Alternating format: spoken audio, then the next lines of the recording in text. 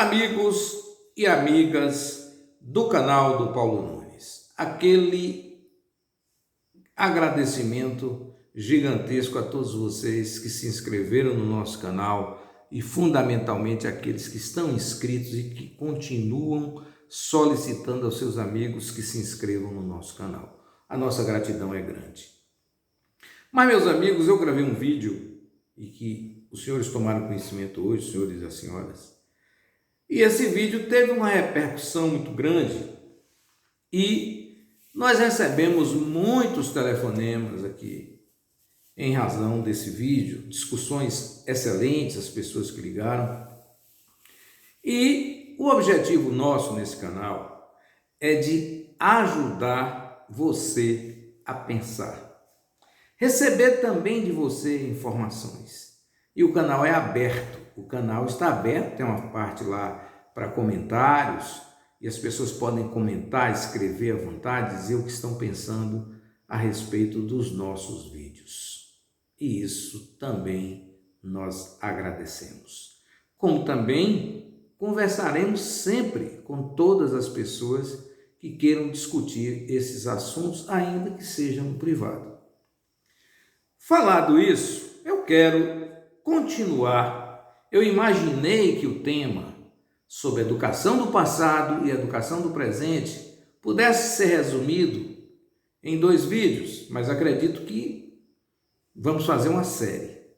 Eu quero dizer que eu recebi de uma professora do município há muito tempo e confesso que não tive tempo de dar a atenção necessária sobre o Plano Municipal de Saúde, que é uma lei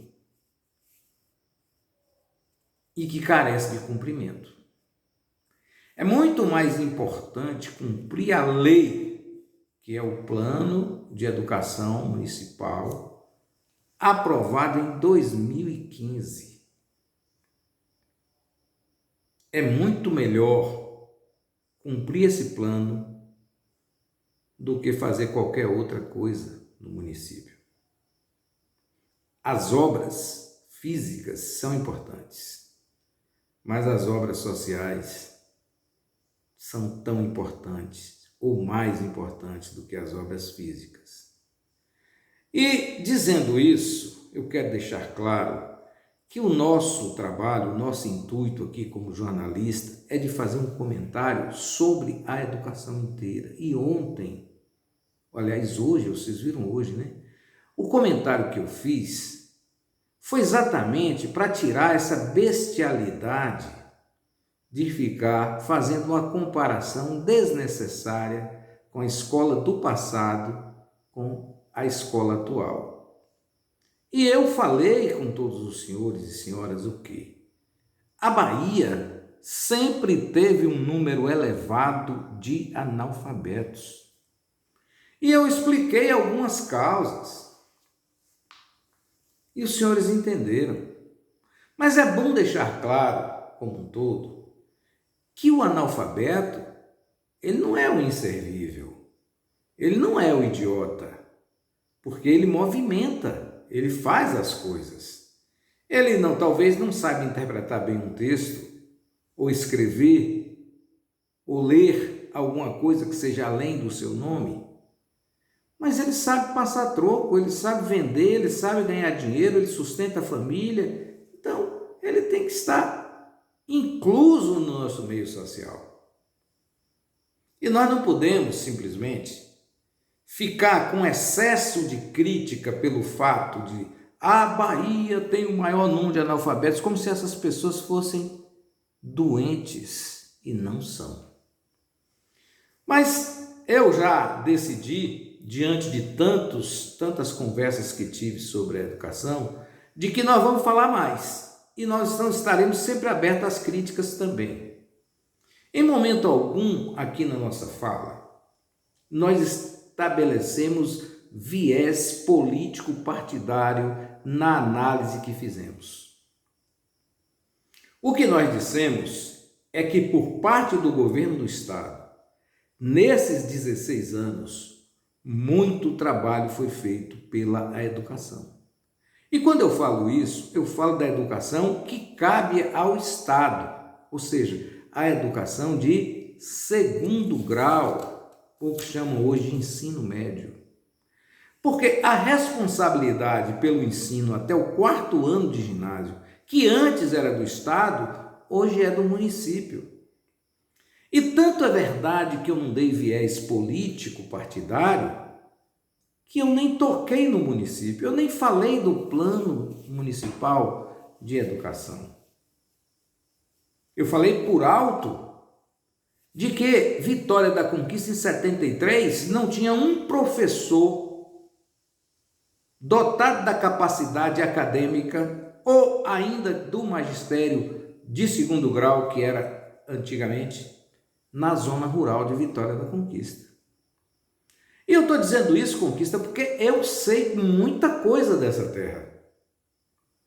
E eu conheci tia Pequena, irmã de Dante Menezes, tia de Durval Menezes, e por alguma consequência do destino, eu era afilhado de Dante Menezes. E naquele tempo você vê que a educação era tão boa que nós ficávamos 4 meses sem aula, de férias. Quem estudou na minha época sabe que era assim, né? E esses 4 meses de férias eu ficava literalmente na casa de Dante Menezes. E lá conheci tia Pequena, que eu chamava assim, e Eratóstenes Menezes, irmão de Dante, o poeta que todos vocês conhecem, que foi vereador em Vitória da Conquista, assim como Dante também foi. Então, apenas para poder mostrar a realidade da coisa, antes de mim, no Iguá, onde essa família teve a origem, tinha um pé de mulundum, que era exatamente onde Abdias Menezes, pai de Dante, de Eratóstenes de Pequena, dava aula ao povo do Iguá. Ney Ferreira e Silva, meus caros e minhas caras, foi quem chegou para fazer a revolução do Iguá e foi arranjar professor para colocar no Iguá. Ney Ferreira e Silva. E ele era tão abnegado com a educação que foi ele quem doou o espaço onde hoje está erguido o Centro Integrado de Educação Professor Navarro de Brito. Pouca gente sabe disso. Eu, inclusive, palestrando com muita honra aos alunos de hoje do Centro Integrado e do Polivalente, eu fiz essa comunicação aos professores e aos alunos. Inclusive tem um vídeo que aqueles alunos brilhantes do Centro Integrado, que muita gente resolve dizer que o do passado era melhor do que eles, mas não eram, não, de jeito nenhum. Vocês são melhores do que o passado.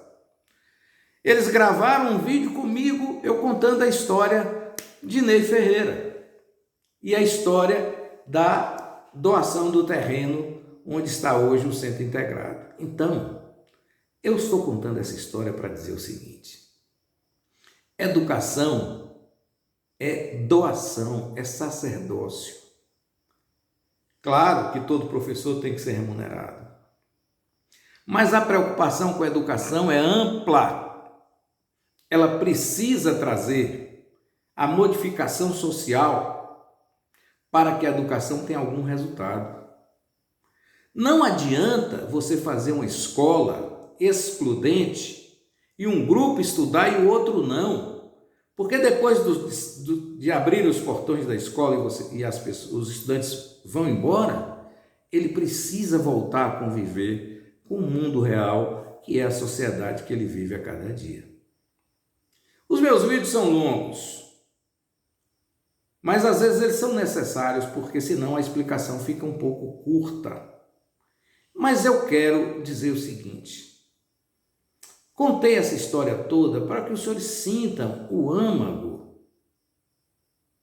do que é educação.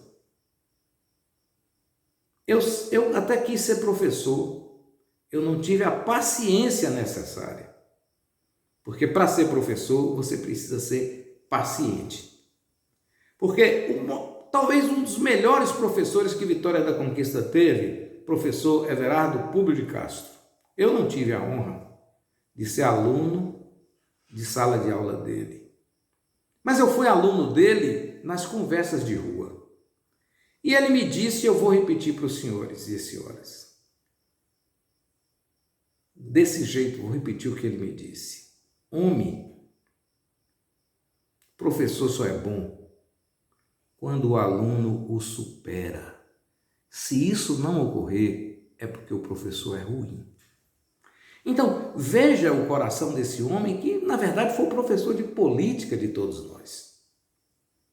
Bom, falado isso, o que é que nós chamamos a atenção? A nível governamental, nunca na história da Bahia houve tamanha atenção com a educação, na questão do prédio, na questão da quadra poliesportiva, na questão da merenda, na questão dos programas de incentivo ao estudante na escola. Até um Bolsa Estudante foi criado para que o estudante tivesse um dinheiro para ir para a escola. A escola de tempo integral, que era um sonho de Anísio Teixeira, que Valdir Pires tentou implantar, a chamada Escola Parque, que Leonel Brizola implantou no Rio de Janeiro, e que depois acabaram. Por quê? Porque incluía. E infelizmente, meus caros e minhas caras, as escolas do passado, elas eram restritas a pequenos grupos. A grande maioria da população ficava fora da escola por falta de vaga, que não é o que ocorre na Bahia hoje. Nem na Bahia, nem em Vitória da Conquista. As escolas municipais de Vitória da Conquista têm vaga. As escolas estaduais de Vitória da Conquista têm vaga também. Agora, é necessário que se descubra algo que faça com que o aluno goste de ficar na escola. E aí sim, nós teremos essa inclusão. É um ponto, mas tem outros tantos. Eu quero dizer que quem fala a vocês foi um menino que quando tinha 11 anos de idade, para 12, foi para a escola normal fazer um vestibular para ir para o ginásio. Quem se lembra do meu tempo, nós tivemos uma coisa chamada exame de admissão ao ginásio. Olha que coisa terrível! 1968. Todos nós que estudávamos ali a escola até o 4º, 5º ano primário, fomos fazer essa prova na escola normal. Não sei se tinha outro colégio que abrigava essas pessoas. Eu não estou querendo contar papo para ninguém, mas anteontem eu encontrei com meu colega Ricardo Ferreira, filho do Dr. Parmênio, hoje dentista de Vitória da Conquista, meu querido amigo, desde os ginásios de Conquista. E nós tivemos a felicidade de sermos aprovados no exame de admissão ao ginásio em primeiro lugar, e eu nunca esqueci a nota, 8,82. Tanto que eu não sei quem foi o primeiro, se fui eu ou o Ricardo, porque a nota foi igual. Ocorre que naquele momento que eu e Ricardo e outros tantos entraram na escola normal, eu não tenho ideia, mas talvez um número muito maior do que os aprovados ficou de fora. Então, perderam o ano, deixaram de entrar no ginásio. Como é que a escola era melhor? Hoje não. Hoje não existe esse negócio de exame de admissão ao ginásio, que era um vestibular. Era preciso que a professora desse um atestado para que você entrasse na escola. Meu caro professor Paulo do Centro Integrado, minha cara professora Ederlane da rede municipal, minha cara professora Ivana do Centro Integrado. E aqui eu aproveito para homenagear todos os professores de Conquista, que evidentemente eu tenho um monte de nome aqui, mas eu não vou acabar esquecendo. mas esses são mais próximos de mim, sempre estão me instruindo com alguma coisa. Então, quantos ficaram de fora ali? E olha que no vídeo passado eu falei daqueles que começaram e eu expliquei, gente, de uma forma tão simples. De você começar com a quantidade de turmas, que a última era I, e terminar com a letra A, que era a turma de científico. Para onde essas pessoas foram? Esses colegas todos. Para onde foram?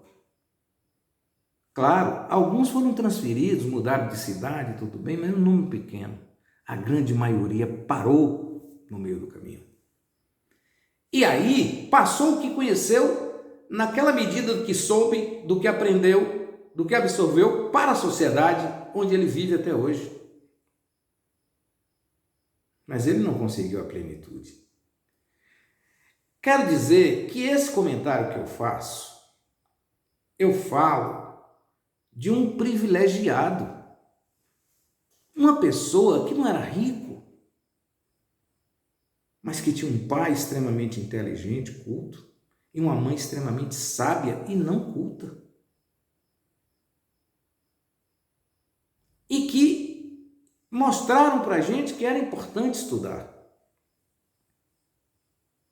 E quero dizer mais, por que me orgulha?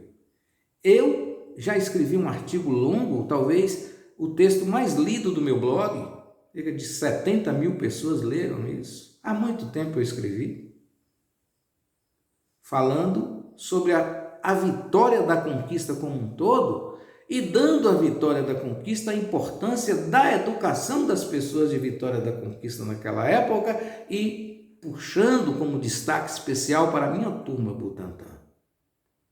Dificilmente um grupo de 44 alunos que eu listei conseguiu tanto sucesso na carreira acadêmica, na carreira empresarial, na função do aprender, que foi a minha turma. A minha turma, eu posso dizer aqui, eu não quero citar muito o nome, porque eu vou esquecer, eram 44. Mas era uma turma que tinha o grupo de engenharia, o grupo de medicina, que era o grupo de saúde, o grupo de direito, o grupo de administração, e cada um se destacava mais ou menos no grupo que iria seguir. Romilson, Parmênio, Paulo Nunes, Raunísio, direito. Sueli, Paulo Jorge, Nadima, área de saúde, dentista, enfermeira, médica. Miriam Rocha, na área de sociologia. Rosália Rocha, na área de economia. Tânia Rocha, socióloga, professora da UESB aí também. E outros tantos. Marta Marília, doutora em matemática, que está lá em Salvador, colega ali no meu grupo. Da minha sala de aula. Por isso que eu disse que era a turma Butantã. E outros tantos que ali estudaram e que não necessariamente foram para a academia, mas que se deram muito bem na vida. Mas isso é um privilégio, porque a grande maioria do povo de conquista não conseguiu.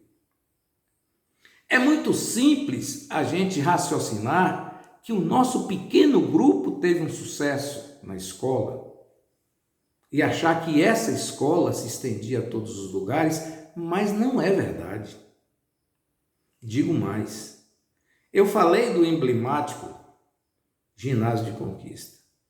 Quero dizer aos senhores que a estrutura do ginásio de Conquista, da minha época, é a mesma estrutura que tem hoje o Museu Padre Palmeira. É aquilo ali. Não tinha sequer, no ginásio de Conquista, um sanitário igual a qualquer escola de segundo grau de Conquista. Era bem inferior. A cantina onde a gente tinha um dinheirinho era do Sargento Obi. E sabe o que eu digo mais? Como eu entrei novinho lá, Tinha um cidadão que chamava Seu Vicente. Eu tinha 6 ou 7 anos quando eu entrei no Ginásio Conquista. E era o primário do Ginásio Conquista, é bom frisar. E eu achava que ele era mágico, o Seu Vicente. Porque a Igreja Católica não queria que o Seu Vicente, eu vim descobrir depois, vendesse uns pirulitos para a gente. Aí aquilo ali era uma floresta ali no bairro Petrópolis. Aí a gente ia rapidinho comprar o pirulito, porque Seu Vicente era mágico. Ele aparecia e sumia, mas a gente não sabia por quê. Era a fiscalização da escola dirigida pelo professor Parmênio e pelo professor Jorge Palmeira, irmão do padre. Então, não tinha essa estrutura. A escola normal onde eu estudei, meus caros e minhas caras, tinha um gabinete dentário que era de responsabilidade da professora Lia Rocha. Durante 7 anos que eu estive na escola normal, esse gabinete nunca abriu. O Grêmio Lítero Esportivo Rui Barbosa, meus caros e minhas caras, sabe quando foi que abriu? Abriu porque nós forçamos a barra no 3º ano, fizemos a maior gincana que Vitória da Conquista viu, com as 7 turmas do curso do científico, e movimentamos essa cidade e levamos para a escola normal as autoridades, as pessoas mais simples, enfim, todas as pessoas que faziam parte daquelas tarefas para celebrarem, congregarem com a gente. E nessa brincadeira, o comércio, a indústria de conquista, as tarefas eram o quê? Conseguir coisas para o albergue Nosso Lar, União Espírita, como é que chama aquele que tem aqui o negócio das freiras, me passa o nome agora, sabonete, pasta de dente, shampoo, sei lá, aquelas coisas mais simples que você conseguia através das nossas tarefas. E Vitória da Conquista viveu um momento de glória. Eu fiz essa homenagem ao professor Fernando Eleodoro de Santana, que não gosta de usar o WhatsApp, ficou contente com o que ouviu e pediu que eu ligasse para ele. Eu estou com essa falha, não liguei.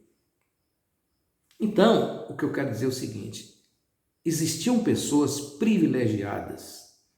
Hoje, a escola é inclusiva, todos podem estudar. Naquele tempo não podia, portanto, a escola não poderia ser melhor. Você pegar os filhos dos médicos, dos advogados, dos engenheiros, dos donos de fazenda de conquista, que tinham muito dinheiro, e esses filhos não seguirem a profissão dos pais e voltarem da Universidade Federal da Bahia, Universidade de Minas, de Pernambuco, por aí afora, isso não tem problema nenhum. O que é bonito, o que é inclusivo, é você saber que o filho de seu Neno da padaria formou engenharia, né? Que o filho do seu Zé Falafina também formou. É isso que a escola de hoje proporciona.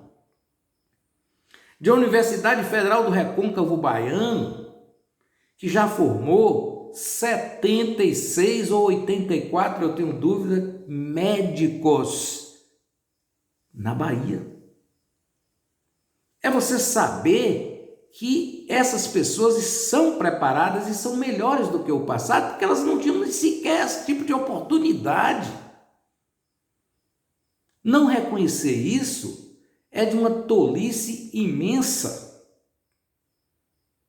Nós precisamos fazer tudo quanto for ideia possível para que o Centro Integrado de Educação Navarro de Brito fique lotado de crianças estudando.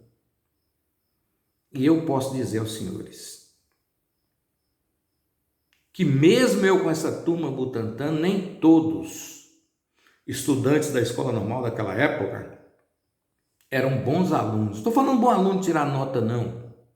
É bom aluno de entender as coisas e de progredir e de melhorar o meio em que vive. Eu posso dizer que eu convivi aqui com estudantes, colegas das minhas duas filhas aqui.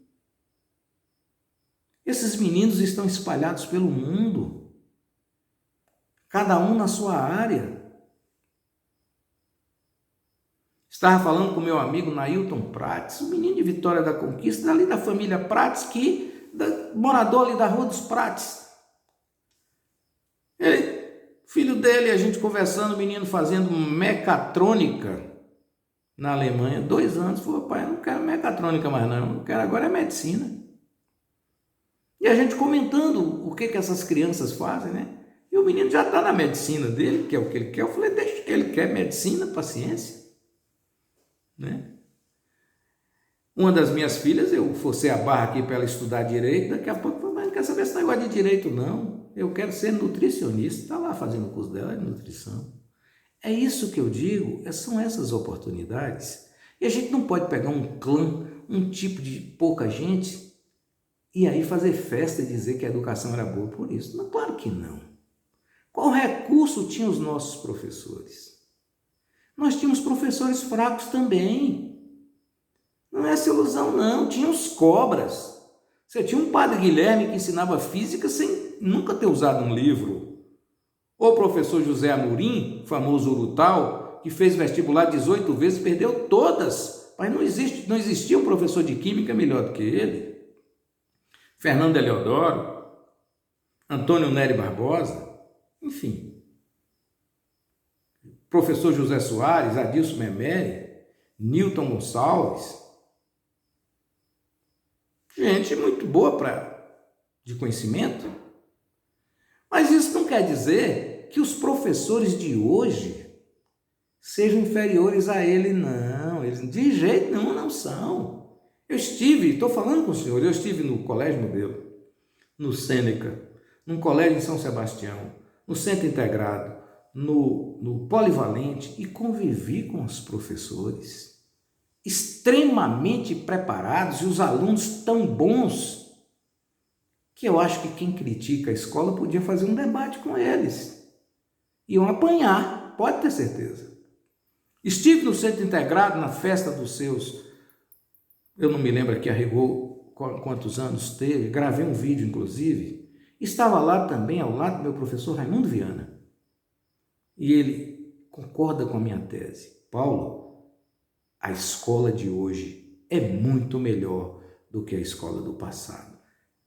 O vídeo está longo, espero que o terceiro seja menor, mas nós vamos continuar falando um terceiro episódio e um quarto episódio sobre a educação. Por hora, a educação, como estou dizendo, esqueçam isso. Aqui não tem nada de política partidária. Aqui tem da política da educação, se é boa ou se é ruim, e se o Estado da Bahia tem conduzido a educação na forma do que pode, do que entende como melhor. Esse é o ponto. Depois nós vamos analisar a escola municipal. Tá bom assim? Agora, sem viés de propaganda política de fulano achar que Paulo Nunes é isso, Paulo Nunes é aquilo. Esqueçam isso. Aqui é o compromisso do profissional da comunicação falando com vocês e levantando um assunto tão difícil de resolver. Eu sei que cada professor, quando entra na sala, ele se apaixona pelo que está fazendo. Não me iludo com isso, não. Eles são realmente apaixonados e prestam um grande serviço. E como dizia Bruno Bacelar, todos nós devemos aos professores. E ele tinha uma ideia, ele dizia o seguinte: ninguém pode ser outra profissão se pelo menos por um ano não for professor. Isso era Bruno Bacelar, que fez parte da educação daquele tempo, mas não tinha nem o 4º ano primário. Pois é, então não pode ser melhor do que hoje. Bom dia.